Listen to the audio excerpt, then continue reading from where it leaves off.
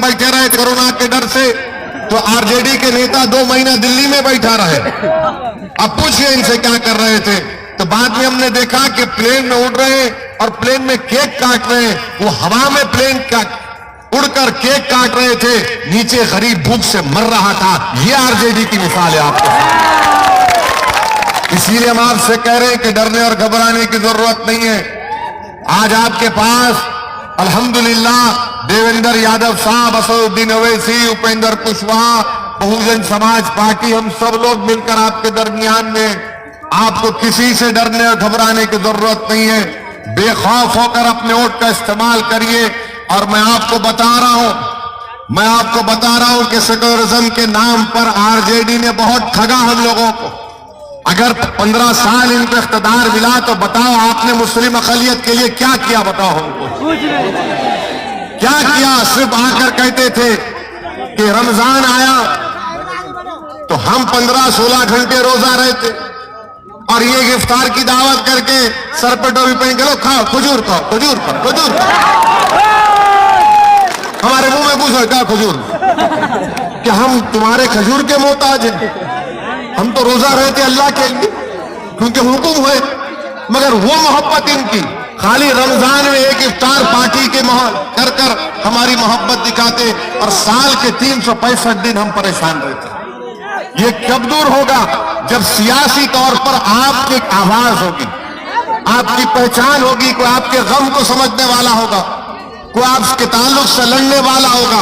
वरना ये लोग क्या समझते, आरजेडी के लोग, कांग्रेस के लोग, अरे ये अक़लियतें कहां जाएंगी हमको छोड़कर, हम ही तो हैं इनकी जिंदगी को बचाने वाले, इनकी इबादत गाहों को बचाने वाले, इनकी तहजीब को बचाने वाले।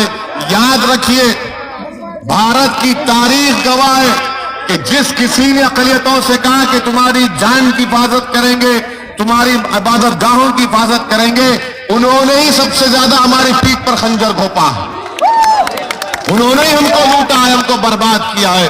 इसीलिए हम आपसे अपील कर रहे हैं कि बेखौफ होकर आप आलोक यादव के अपने वोट का इस्तेमाल करिए, और इंशाअल्लाह ताला बिहार में हम एक नई तारीख रकम करेंगे।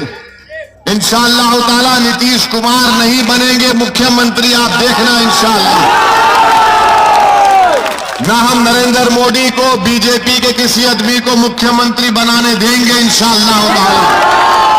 और आरजेडी जो ख्वाब देख रही है कि हम बन जाएंगे, वो भी नहीं होगा इंशाअल्लाह ताला।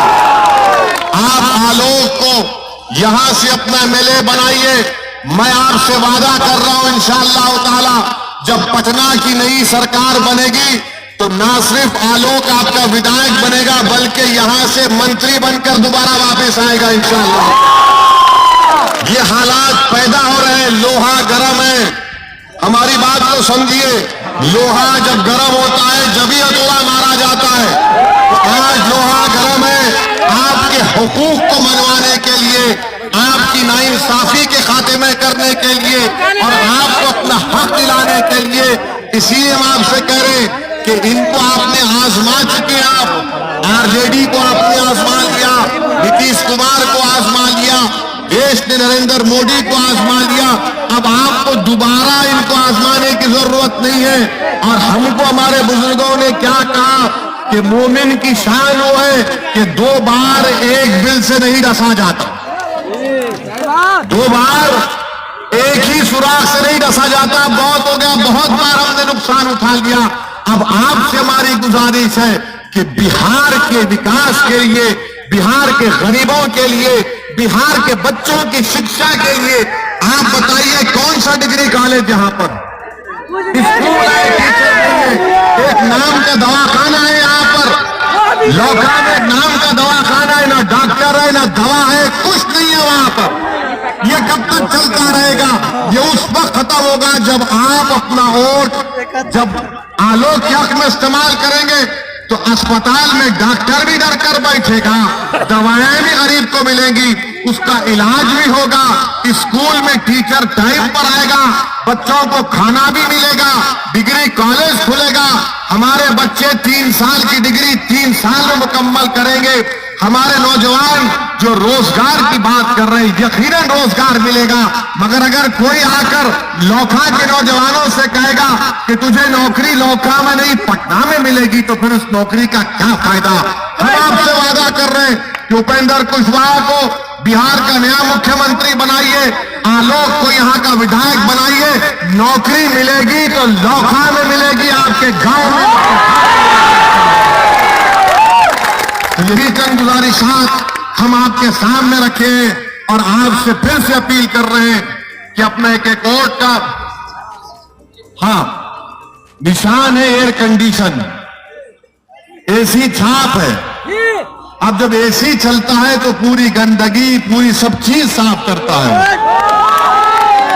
और यही काम आपको करना है। ये नीतीश कुमार का तीर तो बहुत दूर निकल गया, अब निशाने पे नहीं लगने वाला। 15 साल लैंटेन दिखा दिखा कर हमको धोखा दिया गया।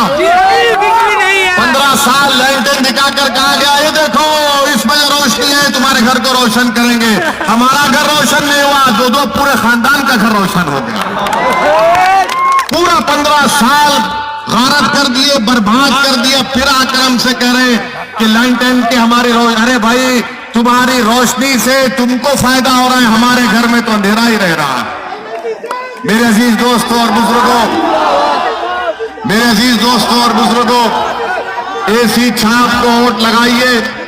और आखिर में एक लतीफा सुनाकर अपनी बात को खत्म कर देते हैं।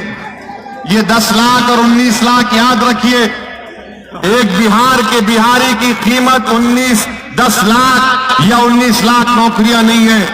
ये लंबी लंबी छोड़ने के आदी है। नरेंद्र मोदी ने भी कहा था कि मैं 15 लाख दूंगा, 15 लाख किसी को नहीं मिले, किसी को कुछ नहीं मिला। इसीलिए हम आपसे गुजारिश कर रहे हैं कि अपना एक वोट एसी छाप के हक में इस्तेमाल करके एक नए और मजबूत और काबिल विधायक को आप कामयाब करिए, ताकि वो पटना जाकर पटना में बैठने वाले लोगों की गुलामी ना करे, बल्कि उनको बताएं, उनको उठाएं और आपकी तकलीफ और आपके मसाइल को हल कर सके। शुक्रिया। क्या मैं इस उम्मीद पर जा रहा हूं कि आप आलोक को कामयाब करेंगे? क्या आप इजाजत दे रहे हैं कि मैं इसको फूल का माला पिना दूं? क्या आप हमारे लिए भी दुआ करिए, क्योंकि हम तो हर एक के दांत में फंसे हुए हैं। मोदी के दांत में, सब हम क्या पीछे पड़े, कोई बात नहीं, अल्लाह हमारे साथ है। आपकी दुआओं से और आपके आशीर्वाद और आपके तहे खून पर हम आलोक को ये कामयाबी का माला पिनाते हैं। अस्सलाम वालेकुम।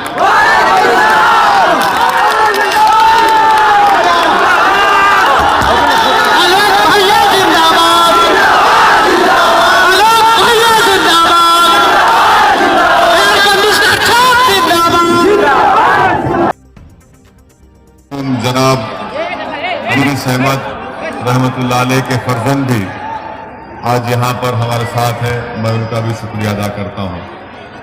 मैं सबसे पहले आप तमाम हजरात का, बुजुर्गों का, हमारी इज्जतदार माँ और बहनों का, गयूर नौजवानों का शुक्रिया अदा करता हूँ कि आपने अपना कीमती वक्त निकालकर आज इस इंतखाबी जलसे में आपने शिरकत की। मैं आपसे गुजारिश करने आया हूं कि एक नौजवान बासलाहियत उम्मीदवार आलोक यादव आपके दरमियान में है, और मैं आपको ये बताने आया हूं कि इस विधानसभा के लिए आपको एक हरकियाती शख्स की जरूरत है, जो हमेशा आपके दरमियान में रहकर इस विधानसभा के गरीब और मजलूम अवाम की आवाज को, उनकी तकलीफ को समझे और आपके हक के लिए पटना जाकर वहां पर उन तमाम लोगों से लड़े जो आप जानते हैं कि जो पटना में जो बाबू लोग बैठते हैं, जो इख्तिदार की कुर्सियों पर जालिम लोग बैठते हैं, उनको इन ऐसी विधानसभा की विकास के लिए, आपकी तकलीफ समझने के लिए उनके पास ना कोई टाइम है, बल्कि मैं तो कहूँगा कि जो लोग पटना में बैठकर हुकूमत करते हैं वो बिहार के जितने पिछड़े इलाके हैं उसके ताल्लुक से वो अंधे और गूंगे और बहरे हो चुके हैं। इसलिए उनको जगाने के लिए, आपके हक को मनवाने के लिए, आपके इस اسمبلی چھیتر کے ڈیولپمنٹ کے لیے بہت ضروری ہے کہ آپ نوجوان آلوک کمار یادو صاحب کو کامیاب کریں. یہ اپنے قابل باپ کے ایک قابل بیٹے ہیں. دیویندر پرساد یادو صاحب کی سیاسی زندگی ایک کھلی کتاب کی طرح آپ کے سامنے ہے. میں یہ سمجھتا ہوں کہ ان کی زندگی ایثار اور قربانی پر گزری. چاہے وہ کرپوری ٹھاکر کے تعلق سے آپ نے اپنی اسمبلی سیٹ کو ریزائن کیا. آپ بتائیے کہ بہار کی سیاسی تاریخ میں بہت سی ایسی مثالیں مل سکتی ہیں مگر دیویندر پرساد یادو صاحب کی طرح کہ جنہوں نے اصول کے اوپر کبھی کمپرومائز نہیں کیا اور ہمیشہ اصول کے پابند رہے. یہی بات آپ دیکھتے ہیں کہ جناب انیس صاحب مرحوم رحمت اللہ علیہ کو آپ نے یہاں سے ٹکٹ بھی دلوایا اور الحمدللہ ان کو ایم ایل اے بھی بنایا. اور یہ بڑی خوشی کی بات ہے کہ ایکتا گاؤں سے یہاں پر تمام بڑی تعداد میں لوگ تشریف لائے ہیں. میری خاص طور سے آپ سے گزارش ہے کہ انیس صاحب مرحوم کے فرزند تو یہاں پر ہے, وہ ان کے جانشین ہیں, مگر انیس صاحب کی جو سیاسی وراثت ہے اس کا وارث میں آپ سے گزارش کر رہا ہوں کہ آلوک کو بنائیے. انیس صاحب کی سیاسی وراثت کا وارث آلوک کو بنا کر انیس صاحب مرحوم کو خراج عقیدت پیش کریے, کیونکہ آج آپ کو ایسے نوجوانوں کی ضرورت ہے جو آپ کے حق کے لیے لڑ سکے, جو آپ کے ودھان سبھا کی ترقی کے لیے کام کر سکے. دوسری بات یہ ہے کہ آر جے ڈی کے لوگ یہ کہہ رہے ہیں کہ اسد الدین اویسی لوکھا کو آیا ہے, حیدرآباد میں رہتے ہیں, وہ اتنی دور ہے, یہاں کیسے آ سکتے ہیں. میں ہمارے آر جے ڈی کے اور ہمارے مخالفین سے یہ بات کہنا چاہ رہا ہوں کہ میں جب 5 سال پہلے بہار کو آیا تھا تو میں صرف الیکشن لڑنے کے لیے نہیں آیا تھا, اور آج بھی جب میں لوکھا کو آیا ہوں یقیناً میں اپنے چھوٹے بھائی کی کامیابی کے لیے آپ سے گزارش کرنے, آپ سے ونتی کرنے آیا ہوں. مگر میرا بنیادی مقصد یہ ہے کہ جب ہم بہار کو آئے تھے 5 سال پہلے, جہاں سے ہم نے اپنے سیاسی سفر کا آغاز کیا, تو میں نے سیمانچل کی سرزمین میں یہی کہا کہ میں یہاں پر اپنے دل کو آپ سے دل سے ملانے کے لیے آیا ہوں. میں اپنے آپ سے محبت کے رشتوں کو بڑھانے آیا ہوں, اور میں آپ سے بھی کہہ رہا ہوں کہ جس سرزمین پر اللہ سبحانہ و تعالی ہم کو موقع دیتا ہے اپنی سیاسی جدوجہد کا آغاز کرنے کے لیے, ہم جس جگہ پر اللہ کے فضل و کرم سے, جس زمین پر اللہ ہم کو کرم کرتا ہے وہاں پر اپنا قدم رکھتے ہیں, تو یاد رکھیے ہم قدم نہ پیچھے ہٹاتے نہ اس سرزمین کو بھولنے والے ہیں. تو آر جے ڈی والوں سے ہم کہنا چاہیں گے کہ آپ یہ یاد رکھیے کہ ہم جب بہار کو آئے ہیں تو بہار کے ہر حصے پر ہم جائیں گے اور ہم کبھی پیچھے ہٹنے والے نہیں ہیں. ہاں, آر جے ڈی کے لوگوں سے میرا یہ سوال ہے کہ جب دیویندر یادو صاحب CAA, NPR اور NRC کی لڑائی میں آپ کا ساتھ دے رہے تھے, آپ نے سردی میں ہماری ماں اور بہنوں نے نکل کر کڑاکے کی سردی میں آپ نے ہر جگہ پر احتجاج کیا, ریلیز نکالی, تو کون آپ کے درمیان میں تھا سوائے دیویندر یادو کے؟ کیا کوئی آر جے ڈی کا لیڈر آپ کے درمیان میں تھا CAA, NPR, NRC کی لڑائی میں؟ میرے بھائی, جب کیا الیکشن بھی نہیں تھا, مگر میں نے جیسا کہا کہ دیویندر یادو صاحب ایک اصول کے آدمی ہیں, وہ کبھی بھی اپنے اصول سے ہٹنے والے نہیں ہیں, اور ایک قابل آدمی کا ایک قابل بیٹا آلوک ہے. جب NPR اور CAA, NRC کی لڑائی ہمارے لیے ایک ایسی لڑائی تھی, ہماری بقا کی لڑائی تھی, ہمارے وجود کی لڑائی تھی, اور جب سارے بھارت دیش میں احتجاج ہو رہا تھا تو لوکھا میں بھی بڑے پیمانے پر آپ اور ہم نے احتجاج کیا, اور ہمارے کندھے سے کندھا کس نے ملایا, ہمارے ساتھ کس نے نعرہ لگایا, کس نے ہمارے حوصلوں کو بلند رکھا, کس نے نوجوانوں سے کہا کہ فکر مت کرو میں تمہارے ساتھ کھڑا ہوں, وہ دیویندر یادو صاحب تھے.